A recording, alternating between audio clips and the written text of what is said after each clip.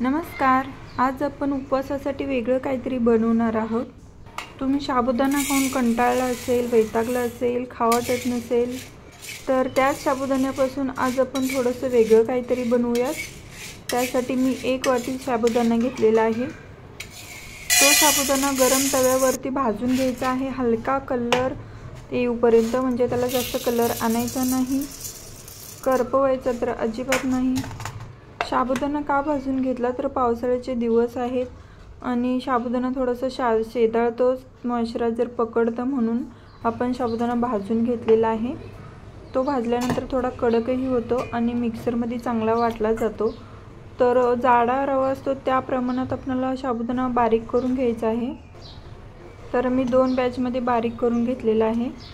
आणि 1 वाटी साबुदाण्यासाठी मी 2 मोठे बटाटे घेतलेले आहेत. साली काढून बारीक कापा करून ते सुद्धा मिक्सरमधून बारीक करून घेतलेले आहेत. बटाट्यासोबत मिरच्या 4 बारीक करून घेतलेल्या आहेत.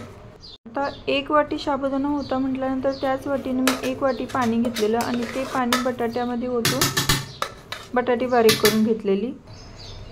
नंतर बारीक केलेला बटाटा आणि साबू दोन्ही एकत्र व्यवस्थित मिक्स करायचं आहे. चवीनुसार मीठ टाकून एक 10 मिनिटासाठी झाकून ठेवायचं आहे.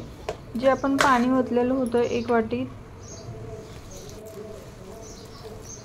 त्यामध्ये साबू चांगला भिजणार आहे. साबू आहे म्हटल्यानंतर पाणी हा शोषून घेणारच. तर 10 मिनिटानंतर बघू शकता तुम्ही बॅटर असं थोडंसं कडक झालेलं आहे. तर आपल्याला त्याच वाटीने अजून अर्धी वाटी पाणी लागणार आहे.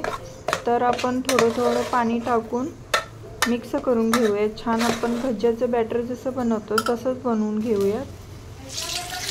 तेल गरम झालेलं आहे, त्याच्यामध्ये आपण अगोदर मिरची तळून घेऊयात, म्हणजे मिरचीचा स्वाद तेलात उतरतो आणि भजीसुद्धा छान लागतात.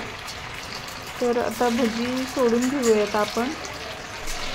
आपण जशी भजी सोडतो तशी सोडायची आहे. हे सुद्धा जेवढी बसतात तेवढी सोडून घेतलेली आहेत.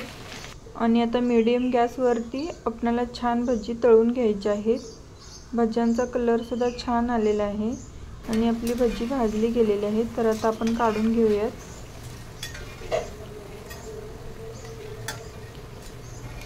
उपवासासाठी खरंच वेगळं काहीतरी करायचं असेल तर तुम्ही ही भजी नक्की ट्राय करून बघा. खूप छान होतात आणि तुम्ही भज्याचा आवाजसुद्धा बघू शकता किती क्रिस्पी भजी झालेली आहे आणि चवीलासुद्धा छान लागतात हे भजी.